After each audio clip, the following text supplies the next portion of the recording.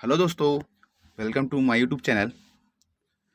दोस्तों, आज के वीडियो स्टार्ट करने से पहले मैं आप सबका धन्यवाद करना चाहूँगा, क्योंकि आप सभी ने मुझे इतने कम समय में इतना सारा प्यार और आशीर्वाद दिया। इस कारण मेरा आज जो यूट्यूब चैनल है वो मोनेटाइजेशन के लिए चले गया है ना, अप्रूव होने के लिए। तो आप सभी को मेरा तहे दिल से धन्यवाद। आप लोग इसी तरह से अपना आशीर्वाद और प्यार बनाए रखिएगा। थैंक यू वेरी मच दोस्तों। आज बहुत सारे दोस्तों का मैसेज आया था कि सर कल के एग्ज़ाम के बारे में एक छोटा सा वीडियो बना दीजिएगा कि क्या करना है, कैसे करना है करके। तो दोस्तों, आज मैं यही एक सेशन छोटा सा लेने वाला हूँ, जिसमें हमको कल एग्ज़ाम के लिए क्या क्या करना है वो डिस्कस करेंगे। और अगर दोस्तों आप मेरे इस चैनल पर नए हैं तो प्लीज़ इसको सब्सक्राइब जरूर करिएगा दोस्तों। तो दोस्तों, सबसे पहले हमारा पहला पॉइंट आता है, फर्स्ट पॉइंट हमारा, collect were basic arrangement for exam. मतलब आप अपने एग्ज़ाम दिलाने से पहले जो हमको ज़रूरत पड़ती है एग्ज़ाम में बैठने के लिए, वो जो बेसिक चीज़ें होती है उसको हमको अरेंजमेंट करना है, हमको कलेक्ट करना है। ठीक है, जैसे हमारा एडमिट कार्ड हो गया, उसको प्रिंट करके रखना है। ठीक है, अगर आपने अभी तक अपना एडमिट कार्ड डाउनलोड करके प्रिंट नहीं किया तो आप वीडियो को छोड़िए, आप पहले एडमिट कार्ड प्रिंट करा लीजिए। ठीक है, हो सके तो दो एडमिट कार्ड रखिए। परिचय पत्र जो आप एडमिट कार्ड के साथ ले जाने वाले हैं वो परिचय पत्र देख लीजिए। पेन, पेंसिल या जो भी चीज़ें आपको ज़रूरत पड़ती है एग्ज़ाम के लिए। ठीक है, अ, कल आप क्या कौन से कपड़े पहन के जाने वाले हैं उसको तैयार करके प्रेस करना है। ठीक है, कैसे जाना है, सेंटर पहुंचने के लिए आप किससे जाएंगे, अपने बाइक से या फिर बस से या फिर कैसे जाने वाले हैं, वो सारे अरेंजमेंट आप कर लीजिए। ठीक है, और आपको एग्ज़ाम सेंटर में कम से कम आधा से 1 घंटा पहले वहाँ पे पहुँच जाना है। आपको वहाँ पे रोल नंबर, अपना सीटिंग प्लान वगैरह वहाँ सारी चीज़ें देख लेना है। ठीक है दोस्तों, दूसरा हम बात करेंगे, अपने माइंडसेट को क्लियर करना है। ठीक है, फोकस रखना है अपने माइंड को, इधर उधर भटकाना नहीं है। ठीक है, बहुत सारे लोग बोलने वाले हैं कि आप अरे प्यून का पोस्ट का एग्ज़ाम देने आ गया है ना, इतना पढ़ा लिखा है फिर भी प्यून का पोस्ट के लिए अप्लाई किया है। मतलब ना जाने कितने तरह के लोग आपको मिलेंगे जो आपको मोटिवेट करेंगे। ठीक है, तो उन सब की बातें सुनना नहीं है, आपको फोकस देना है। ठीक है, कल के एग्ज़ाम के लिए आपको सिर्फ एग्ज़ाम निकालना है, आपको एक सरकारी नौकरी, एक पोस्ट लेना है। ठीक है, तो दुनिया की जो बातें हैं उसको ध्यान नहीं देना है, आप अपनी कल के एग्ज़ाम में फोकस कीजिए। ठीक है दोस्तों, ऐसा सब जानते होंगे, कल के जो एग्ज़ाम होने वाले पीयून का एग्ज़ाम, उसमें ग्रेजुएट, पोस्ट ग्रेजुएट, पीएचडी है ना, ऐसा न्यूज़ आया था। ये सारे कैंडिडेट जो है फॉर्म भरा हुआ है। ठीक है, ये सारे कैंडिडेट कल एग्ज़ाम देंगे। ठीक है, हम कई बच्चे ऐसे होंगे जो अभी अभी पहला एग्ज़ाम देंगे अपना। ठीक है, तो उनको देख के, जैसे हम वो ज़्यादा पढ़ा लिखा है ना, उनको ज़्यादा एक्सपीरियंस एग्ज़ाम देने का, तो उसको ऐसा देख के अपने आप को कमज़ोर नहीं समझना है। ठीक है, आप भी अपना एफ़र्ट डालेंगे तो आप भी उनसे आगे निकल जाएँगे। ठीक है, आप अपने जो तैयारी की है पिछले दिनों की, पिछले महीनों तक जो भी तैयारी की है उसमें आपको बिलीव बिलीव करना है और आगे एग्ज़ाम देना है। ठीक है, दुनिया वाले जो भी बोले, ठीक है, आपको एक सरकारी नौकरी लेना है। ठीक है दोस्तों, आज का तीसरा पॉइंट मैं और सबसे इम्पोर्टेंट पॉइंट बताना चाहूँगा, वो है टाइम मैनेजमेंट। ठीक है, आप सब जानते हैं कि कल का जो एग्ज़ाम है वो सिर्फ 2 घंटे का है, 12 से 2 तक एग्ज़ाम होगा। ठीक है, अब उस 2 घंटे में आपको 150 क्वेश्चन हल करने होंगे। ठीक है, तो आप इसको कैसे मैनेज करेंगे, क्योंकि उसी 2 घंटे में आपके इन्विजिलेटर आएंगे साइन करने के लिए 2 बार, है ना। आपको उसी टाइम पे आपका रोल नंबर वो एमआर सीट पे भरना होगा, बबल करना होगा। ठीक है, तो ऐसा 5 से 10 मिनट तो आपका ऐसे ही निकल जाता है इधर उधर में। बचते हैं आपके पास 1 घंटा और 50 मिनट लगभग लगभग। ठीक है, मतलब 1 घंटा 50 मिनट में आपको 150 क्वेश्चन बनाने हैं।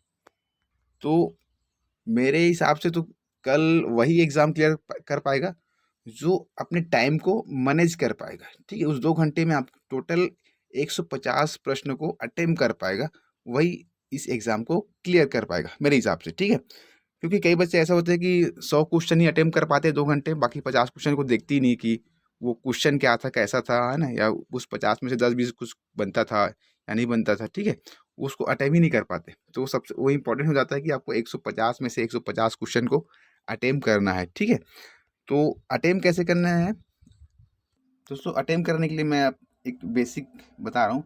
आप टोटल जो क्वेश्चन हमारे 150 क्वेश्चन, उसको आप 3 पार्ट में डिवाइड कर लीजिए, ठीक है। मतलब आपको 3 राउंड में वो क्वेश्चन को सॉल्व करना है, ठीक है।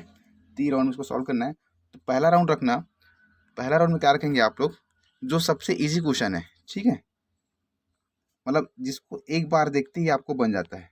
मैंने प्रश्न पढ़ा, अब उसका आंसर मेरे को पता है, उसको गोला करना है, ठीक है। प्रश्न पढ़े गोला किए, प्रश्न पढ़े गोला किए, ये आता है आपका पहला पार्ट, ठीक है।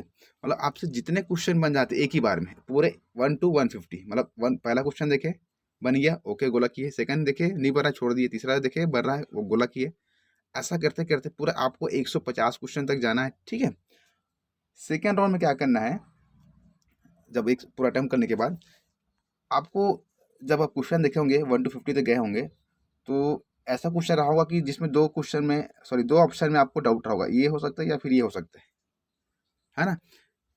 उसको, या फिर आपको लगता है कि अगर इसको मैं थोड़ा देर सॉल्व करूंगा, जैसा मैथमेटिक्स का भी इसमें सब्जेक्ट में है, आपको लगता है कि यार थोड़ा इसमें टाइम दूंगा मैं, मतलब उसको सॉल्व करूंगा तो ये मेरे से बन जाएगा, ठीक है। तो वो वाला क्वेश्चन को आप सेकंड में प्रायोरिटी दीजिए, उसको आप सेकंड में बनाइए, ठीक है। उसके बाद लास्ट राउंड लीजिए, थर्ड राउंड, जो आपसे बिल्कुल नहीं बनते हैं, ठीक है। जो बिल्कुल नहीं बनते उसको क्या कीजिए, आप एक बार अच्छे से पढ़िए, ठीक है। क्वेश्चन को पढ़ने के बाद आप उसके ऑप्शन देखिए। ऑप्शन अगर आपको एलिमिनेट करने आता है ना, 4 ऑप्शन में से आपको लगता है कि ये पहला, ए सपोज ए जो है वो नहीं हो सकता, बी सी डी होगा, ठीक है। उसके बाद उन तीनों में से फिर कंपेयर कीजिए कि कौन सा अच्छा आंसर है या कौन सा बेस्ट आंसर जो इसमें का आंसर हो सकता है, ठीक है।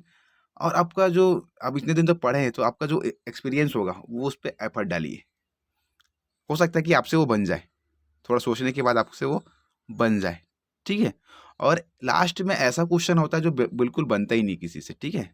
उसको तुक्का नहीं मारना है, ठीक है। दोस्तों, सबसे बड़ी गलती यही हो जाती है हम लोगों की कि हम लोग तुक्का कुछ ज़्यादा ही मार देते हैं, ठीक है।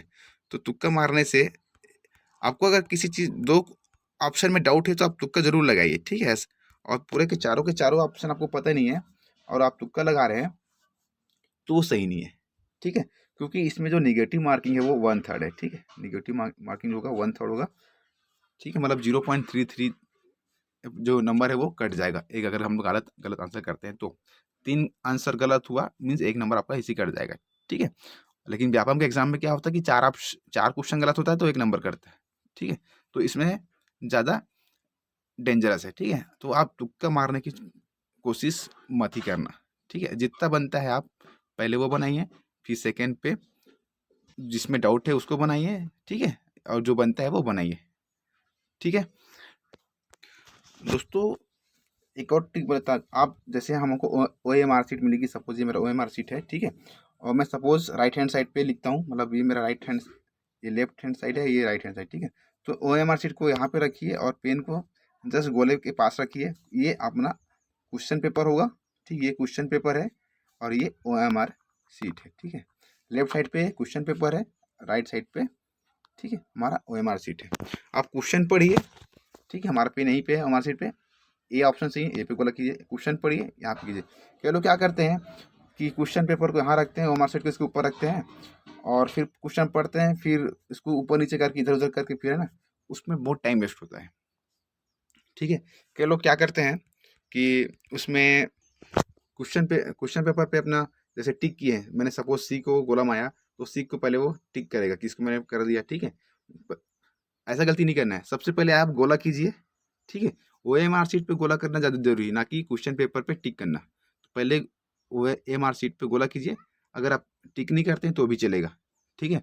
क्योंकि अब आप तो पीएससी ने क्या कर दिया है कि आपका जो ओ एम आर सीट है वो आप लास्ट में एग्जाम के बाद भी आप डाउनलोड करके देख सकते हैं कि मैंने कौन कौन सा गोला मारा है, ठीक है। तो क्वेश्चन पेपर पे टिक लगाने का कोई मतलब ही नहीं है, आप नहीं लगाए, आपका समय बचेगा, ठीक है। तो दोस्तों, बस यही इतना ही कहना था। आप अच्छे से एग्ज़ाम दीजिए, आप अपने माँ बाप की जो सपने हैं, अपना अपना सपना है सरकारी नौकरी करने का, उसको पूरा कीजिए। All the best, thank you.